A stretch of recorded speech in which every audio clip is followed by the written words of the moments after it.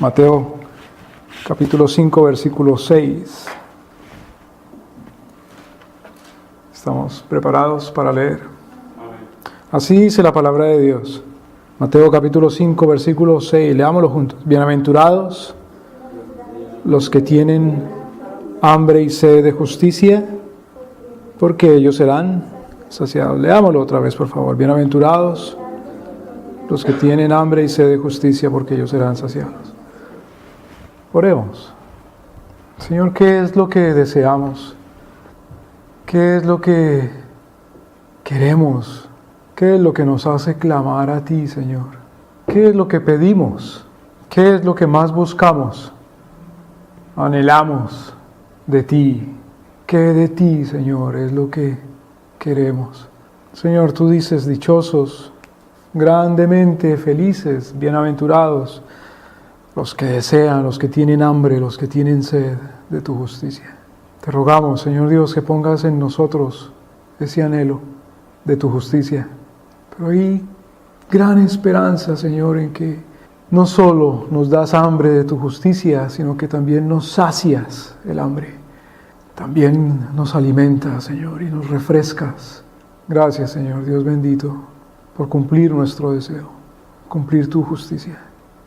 Ayúdanos a buscarla, Señor, y a entender lo que es tu justicia. Que todo sea de ti, por ti y para ti. Guíanos, Señor, guíame, ayúdame, socórreme, Señor, te ruego, te suplico, en tu nombre, Jesucristo. Amén. Bueno, uno lee las bienaventuranzas y dice, esta es la sabiduría. No puede uno negarlo.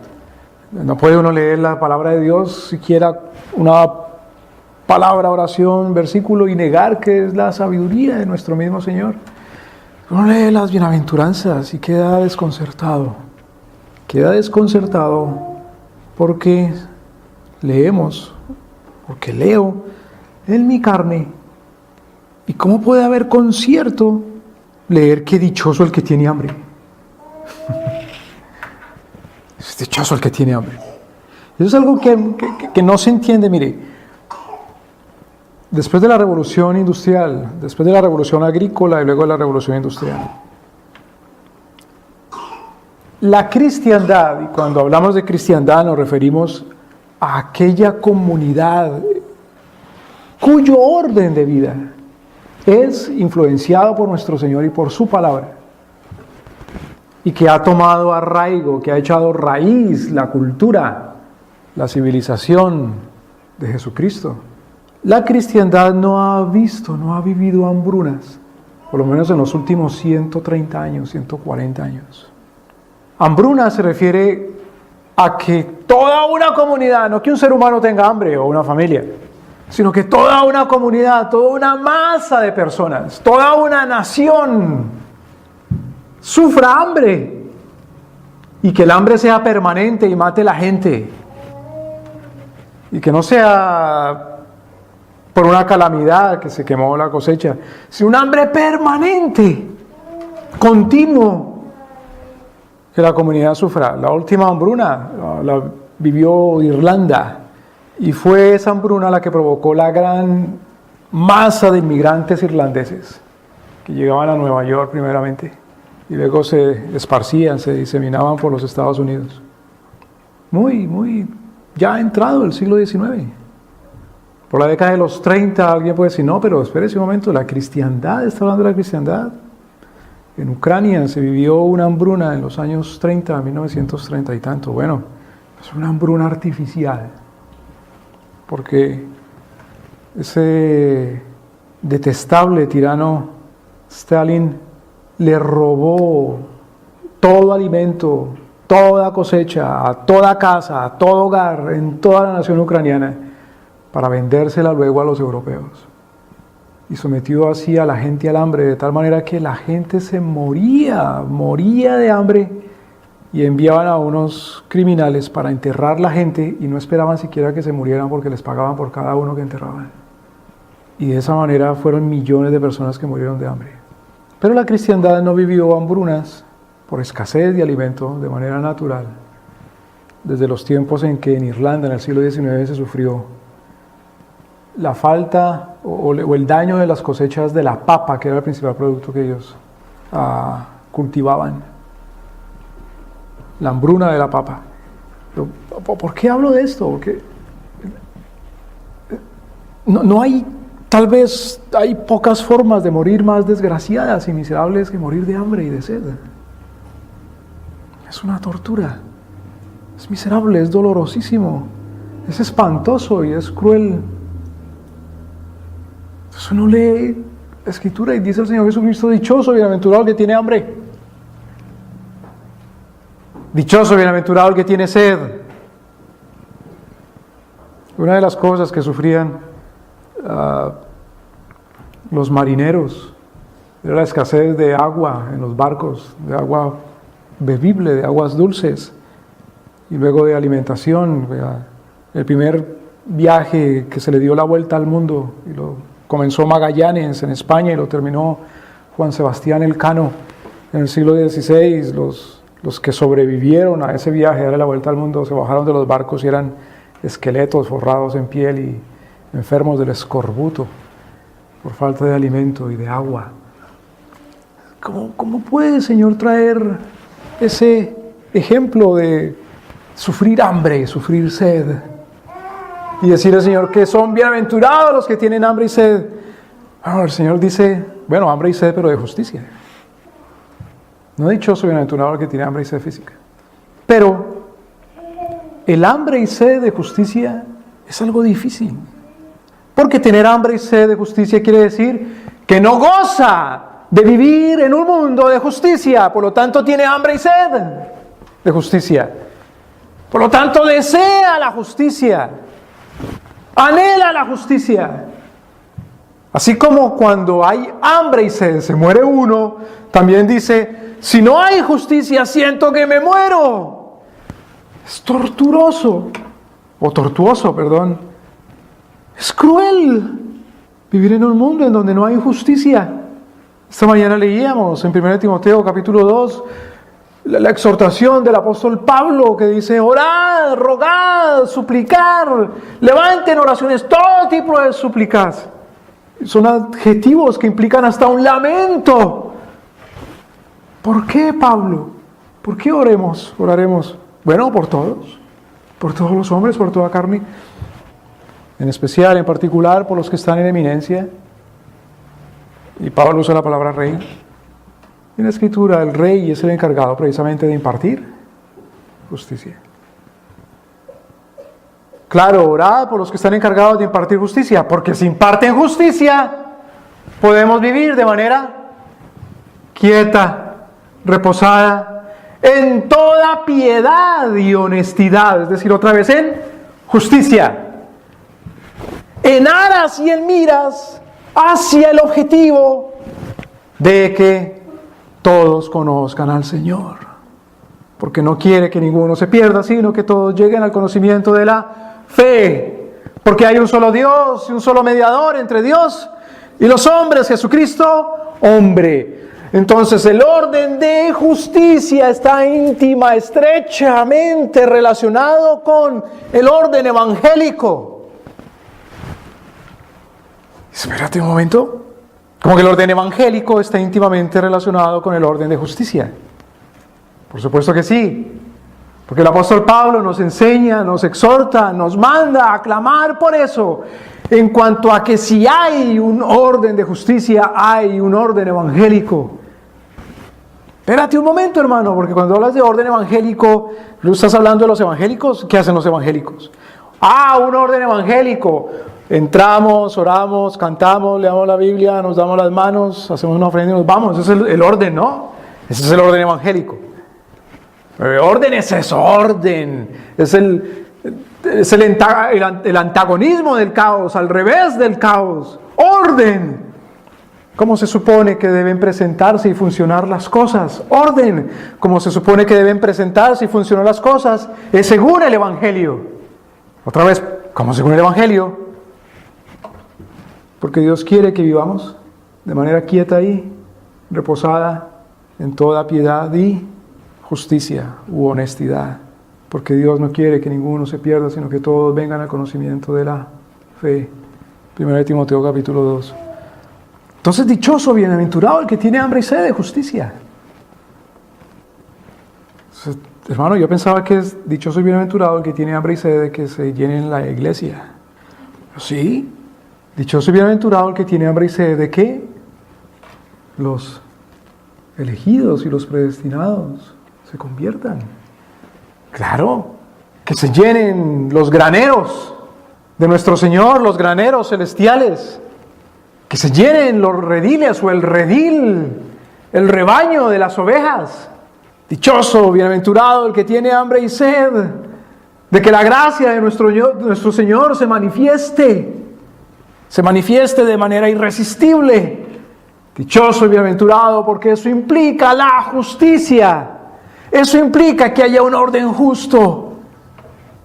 Eso lo entiende muy bien una muchachita, una adolescente, como le llaman hoy. Una mujer muy joven, llamada María, embarazada, que lleva en su vientre al mismo Dios encarnado. Vamos al libro de Lucas, capítulo 1. Esta muchachita, María, aprende estas cosas no porque ha asistido al grupo de jóvenes, sino porque ha asistido precisamente a la instrucción de nuestro Señor, que es la palabra. María sería una muchachita de, qué sé yo, unos 15, 16, 17, 18 años, la edad en que normalmente estaba comprometida una mujer para casarse en aquellos días. Y mire qué escena tan hermosa en Lucas capítulo 1, porque hay una escena muy linda. Hay dos mujeres, una se llama María y la otra se llama Isabel. Isabel o Elizabeth. María es una muchachita. Isabel es una señora ya de edad. María es la esposa de un constructor o carpintero. Isabel es la esposa de un sacerdote. Y se encuentran las dos y las dos están en sus preñeces, embarazadas. Y hay una conversación de mujeres muy espiritual. Es como dice el apóstol Pablo, que hay mujeres que se juntan simplemente para chismear y andar de chismosas. Esta es una conversación de mujeres llenas del Espíritu Santo, las dos. Es una cosa preciosa. Versículo 41, Lucas capítulo 1, versículo 41.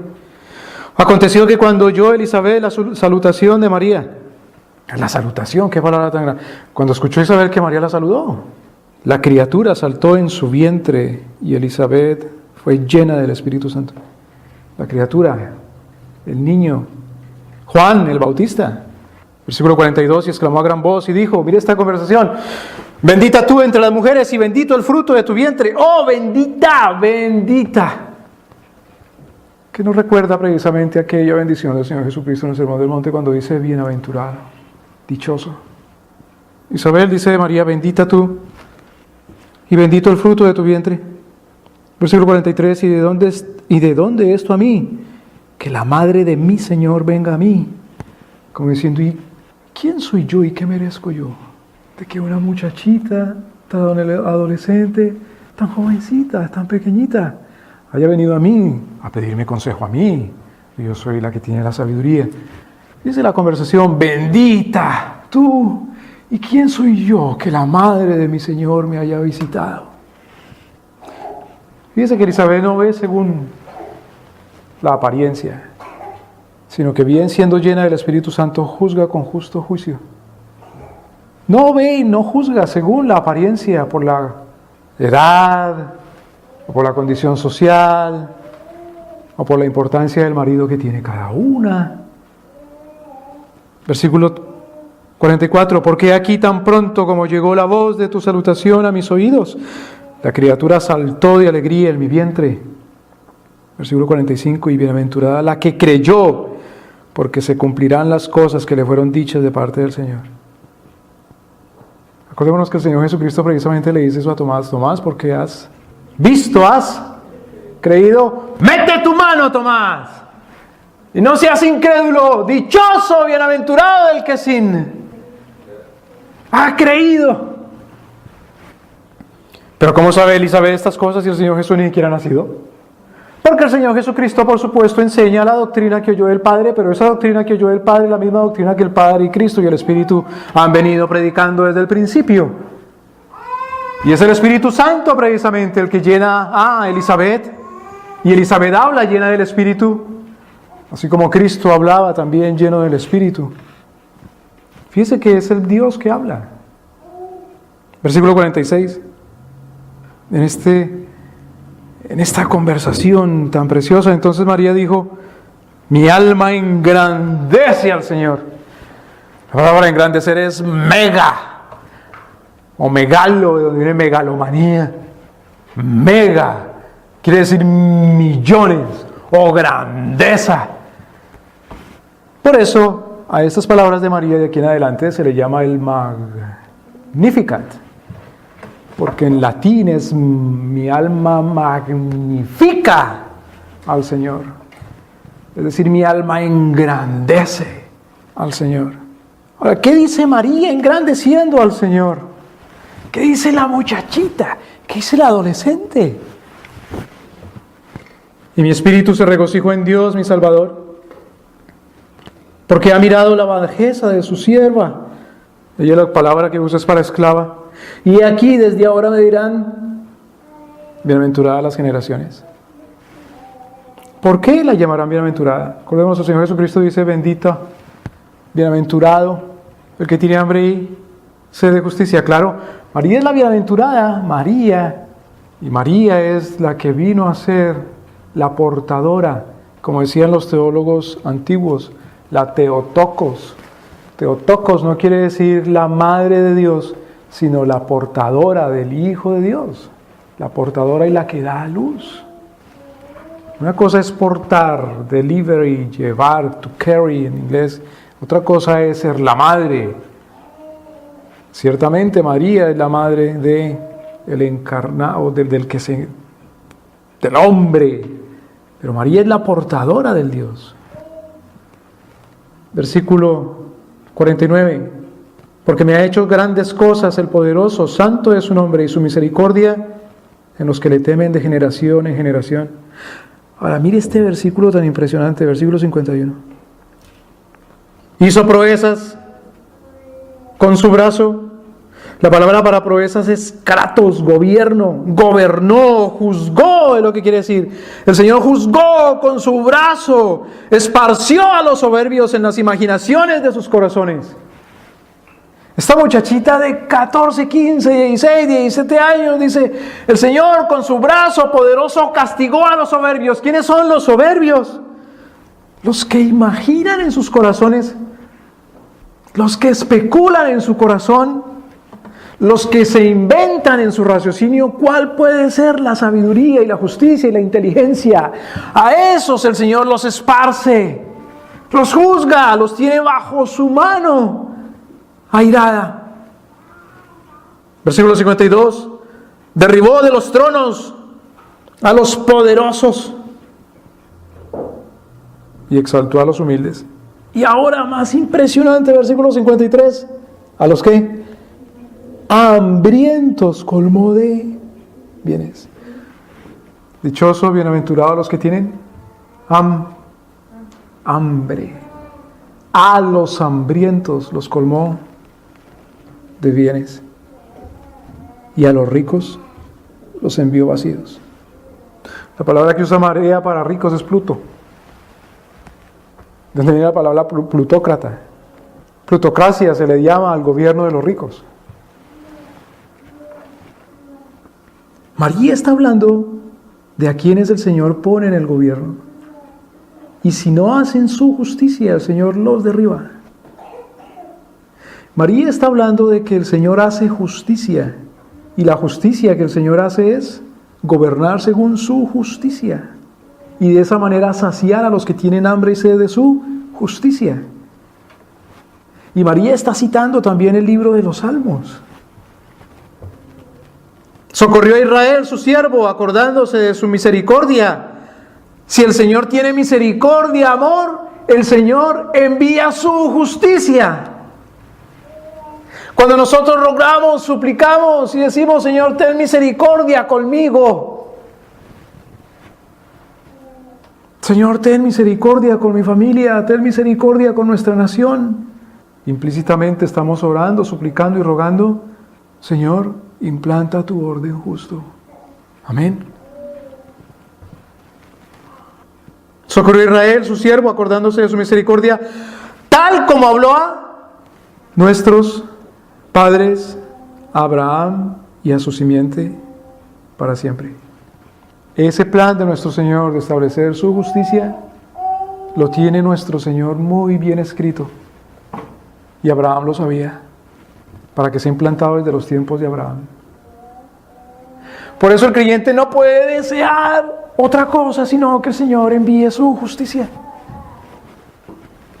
Y envíe su justicia no solamente que venga Él, nuestro Señor, como juez a juzgar, a condenar, cuidado, sino que implante un orden justo. Y hay gente que se escandaliza. ¿Esto estás loco?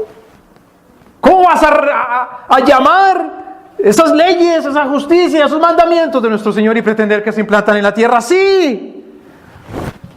Porque si no, no soy bienaventurado. Porque si no, no soy dichoso. Porque si no es el hambre y sed de la justicia de Dios, es el hambre y sed de las imaginaciones de mi corazón, como dice la bienaventurada muchachita María. Acá vemos otra cosa. Mire que las mujeres no son llamadas a ser pastoras, pero hay cuando una mujer profetiza como María.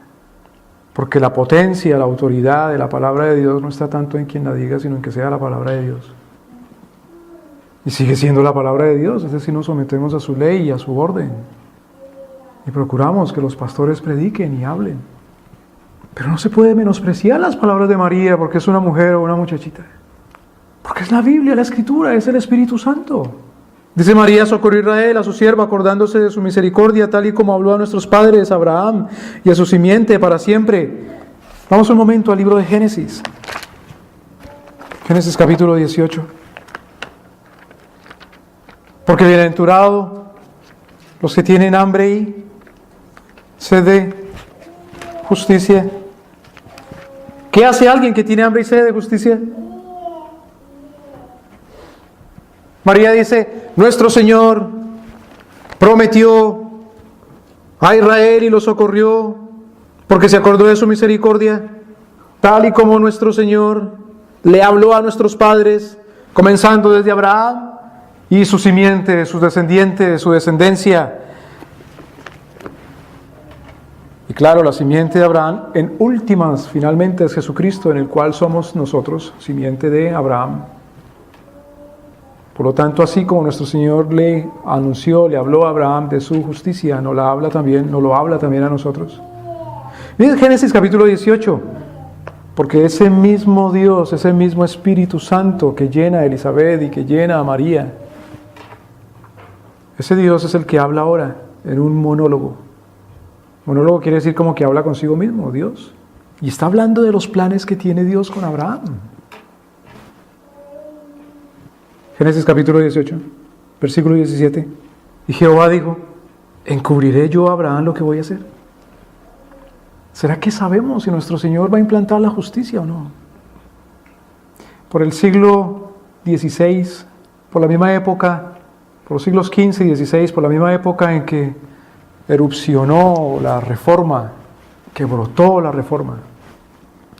Por esa misma época, que también se conoce como la época de la Ilustración, el Renacimiento, perdóname, no la Ilustración, sino el Renacimiento, habían escritores en Europa que escribían historias, tratados acerca de cuál sería ese orden de justicia que el Señor traería.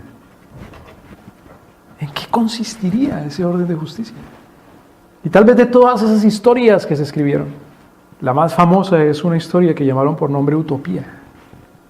Y le llamó por nombre Utopía porque trata la crónica o trata la historia de una isla, una ciudad en donde se cumplía la justicia de Dios, según Tomás Moro, el escritor. Pero esa utopía está llena de lo que dice María, de imaginaciones de la mente, del corazón, del alma de un hombre. No es la justicia de Dios propiamente lo que ahí prima. No es la justicia de Dios, porque no es la palabra de Dios lo que prima en utopía y lo que se promulga en utopía para que sea la palabra de Dios la justicia, sino que son los buenos sentimientos o raciocinios de los hombres. Pero la gente andaba en el siglo XV y XVI todavía con la idea de que cómo iba a ser ese orden que Dios traería. Porque la gente tenía esa esperanza en el corazón y tenía esa seguridad que Dios iba a traer un orden de justicia. Y los reformadores no quitaron del alma de las personas ese anhelo ardiente, ese hambre y esa sed. Y esa esperanza, no ilusión, sino esperanza. Solo que había algunos que escribían y describían en qué iba a consistir ese orden de justicia, más bien haciendo uso de las imaginaciones y especulaciones de su corazón, como don Tomás Moro, que propiamente escribiendo y diciendo, así va a ser el orden de justicia. Pero nuestro Señor le dice a sus hijos en qué va a consistir. Jehová dijo, encubriré yo a Abraham lo que voy a hacer. Dios estaba hablando de un orden de justicia que iba a comenzar a imperar en un lugar que se llamaba Sodoma y Gomorra. Y el orden de justicia de Dios en Sodoma y Gomorra iba a comenzar, bueno, quitando de Sodoma y Gomorra a los que no tenían hambre y sed de justicia. Para que se cumplan las palabras que la misma María dice allá. Esparció a los arrogantes y quitó del trono a los poderosos y a los ricos y puso ahí a los pobres o a los hambrientos de sed y de justicia. Ahora miren lo que dice siguiendo, lo que sigue diciendo el Señor acerca de Abraham, versículo 18. Habiendo de ser Abraham una nación grande y fuerte, y habiendo de ser benditas en él todas las naciones de la tierra, es decir, dichosas, bienaventuradas. Ahora mire el versículo 19. Porque yo conozco, sé que mandará a sus hijos y a su casa después de sí, que guarden camino de Jehová, haciendo ¿qué? Justicia y juicio. Para que haga venir Dios sobre Abraham lo que ha hablado acerca de él, es decir, más justicia. Nuestro Señor habla de Abraham como un hombre al cual Dios le dice, no le tiene secreto en cuanto a lo que va a hacer Dios. Nosotros sabemos en cuanto al orden, el plan, la agenda de Dios que Él traerá su justicia. Estamos seguros y convencidos de que nuestro Señor traerá su reino. Porque precisamente el reino vino ya y se quedó y ya reina. Y por lo tanto no deseamos, anhelamos, queremos otra cosa, sino ese orden, de tal manera que cuando oramos, como podremos verlo en otra oportunidad, en ese mismo Sermón del Monte, el Señor dice, venga tu reino, hágase tu voluntad, o sea, tu justicia, en la tierra como en el cielo. Pero no solamente eso, sino que en ese deseo ardiente del corazón de Abraham, Dios sabe que ¿qué procura Abraham?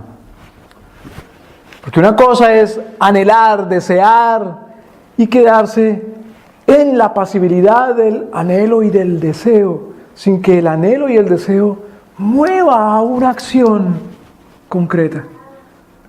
Lo que Dios dice, está diciendo aquí en su palabra, es que el deseo y el anhelo de Abraham lo mueve a una acción concreta. El anhelo y deseo de Abraham, si es hambre y sed de justicia, mueve a Abraham, que dice nuestro Señor, versículo 19, yo lo conozco y sé que mandará a sus hijos y a su casa. Yo lo conozco y sé que Abraham tomará dominio de sus hijos y de su casa. ¿Para qué? Para que guarden el camino de Jehová, haciendo justicia y el que tiene hambre y sed de justicia, pues procura la justicia y será saciado. Y verá el fruto de su justicia. Para que haga venir Jehová sobre Abraham lo que ha hablado acerca de él. ¿Qué es lo que ha hablado Jehová acerca de Abraham?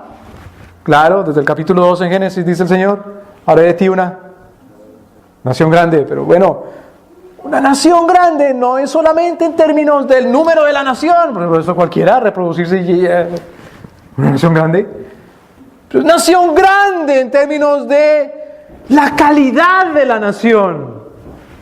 Es entonces una nación grande, o dichosa, o bienaventurada. Había un filósofo que decía que lo que más anhela, desea ardientemente un hombre es su propia gloria. Bueno, sí. Está eso en contravía en lo que dice el Señor Jesucristo cuando dice bienaventurado, dichoso, el que desea, anhela la justicia de Dios. No, si la gloria del hombre es la justicia de Dios. Es decir, tiene pleno cumplimiento en el cristiano. Porque en realidad, si un hombre desea y anhela con todo su corazón su propia gloria, pero no en términos de Cristo, lo que está deseando es su propia condenación. Ahora miremos cómo se cumple en Abraham finalmente en Hebreos capítulo 11. Hebreos capítulo 11. En donde cuenta precisamente las glorias de los que tienen hambre y sed de justicia. Hebreos capítulo 11, versículo 8. Por la fe Abraham, siendo llamado, obedeció para salir al lugar que había de recibir por herencia, y salió sin saber a dónde iba.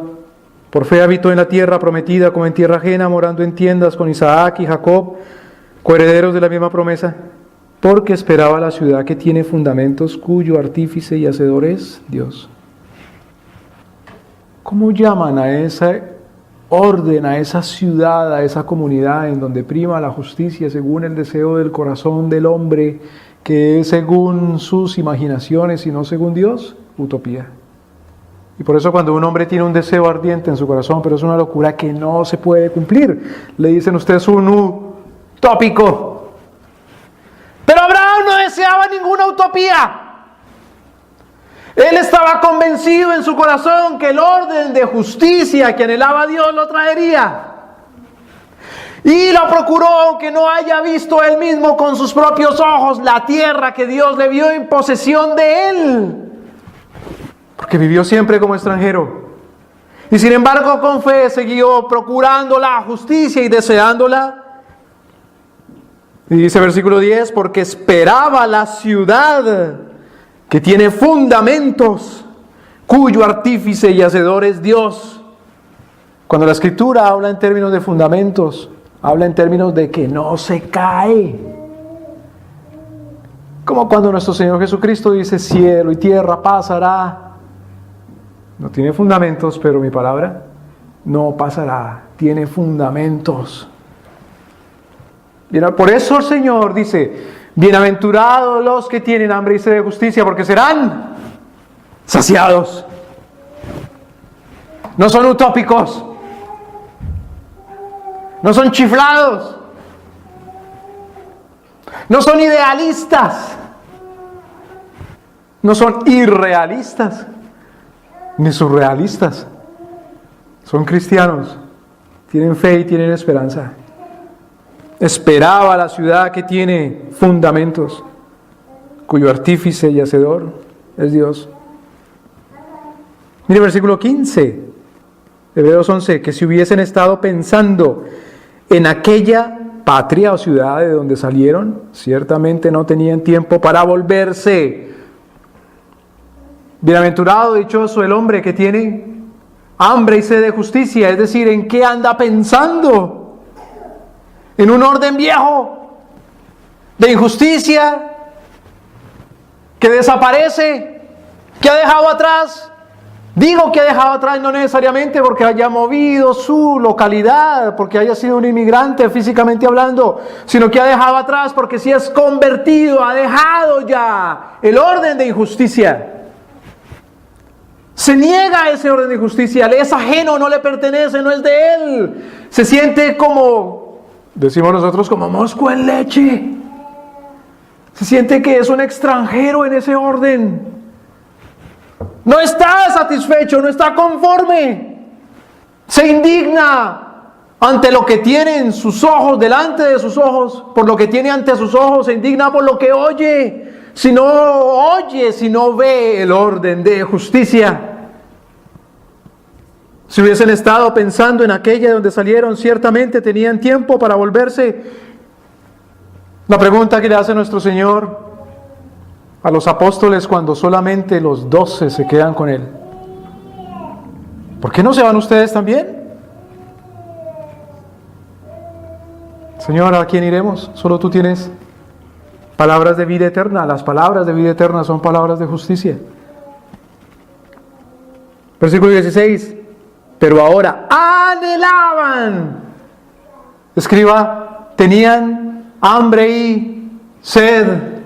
Una mejor patria o ciudad, u orden o comunidad, o estado, o gobierno, o imperio, es decir, reino, un mejor reino.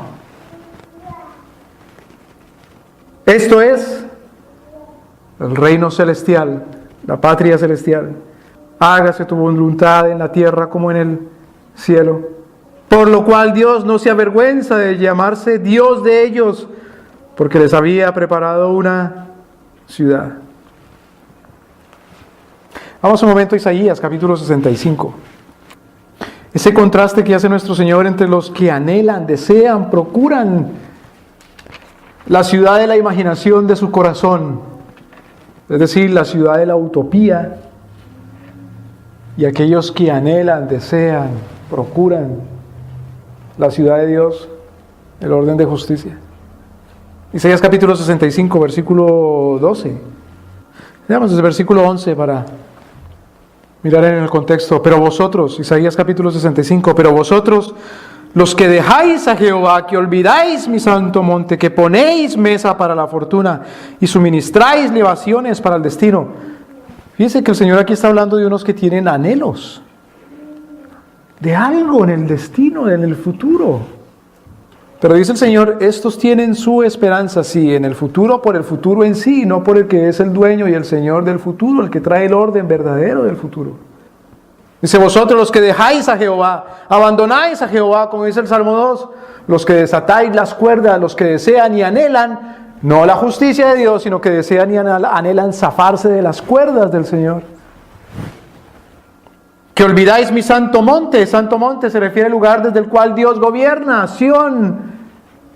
Es decir, anhelan, es decir, que olvidan, que dejan el evangelio, la exhortación de Dios nuestro Señor de andar según su fe. Que ponéis mesa para la fortuna y suministráis libaciones para el destino. Mesa se está refiriendo a la mesa sagrada en donde se ponían los panes de la proposición y hacéis libaciones. Es decir, cuando se derramaba el vino o el aceite en ofrecimiento a la divinidad. Cuando uno anhela según el deseo de su corazón y las imaginaciones de su mente, y no según la palabra de Dios nuestro Señor, le rinde pleitesía, libación, le suministra sacrificio a los demonios. Versículo 12. Yo también os destinaré a la espada, y todos vosotros os arrodillaréis al degolladero. Por cuanto llamé y no respondisteis, hablé y no oísteis, sino que hicisteis lo malo delante de mis ojos y escogisteis lo que no me agrada. Es la condenación. Versículo 13. Por tanto, así dice el Señor Jehová, fíjese el contraste. He aquí que mis siervos comerán. Dichoso y bienaventurado el que tiene ¿qué? Hambre, porque será saciado. Aquí dice nuestro Señor, mis siervos comerán, serán saciados de lo que anhelan. ¿Qué es? La justicia. Y vosotros tendréis hambre. En el Magnífica dice María, a unos, a los arrogantes, los envió con las manos vacías. A los otros, a los humildes, los envió saciados, como prometió Abraham. He aquí que mis siervos beberán y vosotros tendréis sed. Seráis saciados de justicia. He aquí que mis siervos se alegrarán, es decir, serán bienaventurados, dichosos, y vosotros seréis avergonzados. ¿Qué podemos anhelar entonces nosotros? ¿Qué hemos de desear con hambre? Finalmente, para terminar, vamos al Salmo 42, versículo 2. Mi alma tiene sed, bienaventurados los que tienen sed, ¿De quién? Tener hambre y sed de justicia no se puede si no tiene uno hambre y sed de Dios. Es la justicia de Dios, por favor. No es la justicia de los deseos, de las imaginaciones, del corazón de los hombres, de sus especulaciones. La justicia divina, la justicia de Dios, la justicia que es de su palabra, de sus mandamientos, de su instrucción. Mi alma tiene sed de Dios, del Dios vivo. ¿Cuándo vendré y me presentaré delante de Dios? Para recibir justicia. La justicia, que es el orden de Dios en todo en la comunidad, comienza recibiendo justicia directamente de parte de Dios en la intimidad. Claro que deseamos la justicia. ¿Qué más podemos desear en la comunidad, en la nación, en todo? Pero comienza es delante de Dios, en la privacidad.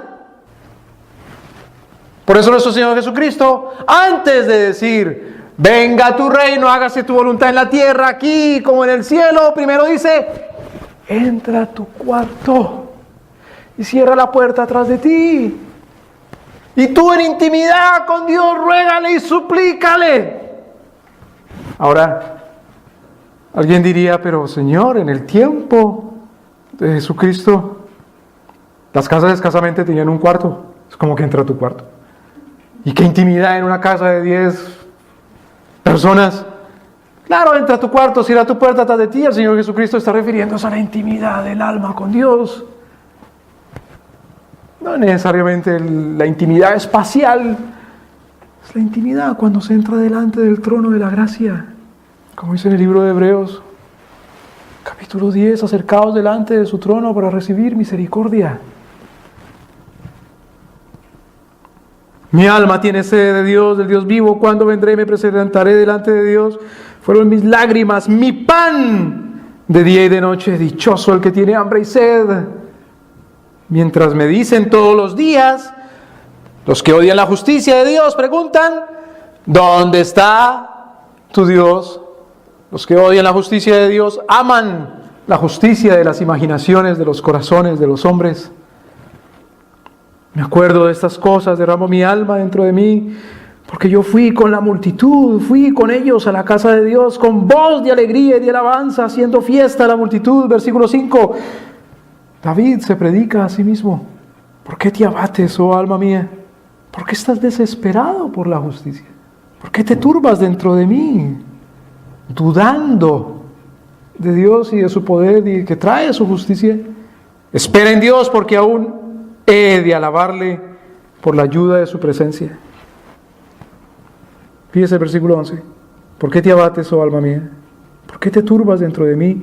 Espera en Dios, porque aún he de alabarle. Él es la salvación.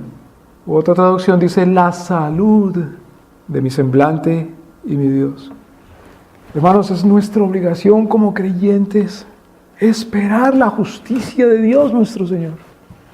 Rogar por la justicia de Dios nuestro Señor, tener hambre y sed de justicia. Pero la justicia comienza en la intimidad con Cristo. Justifícame, que soy pecador. Líbrame de mis pecados. Y sigue ese anhelo ardiente de justicia en la acción del hombre como Abraham. Dios lo sabe.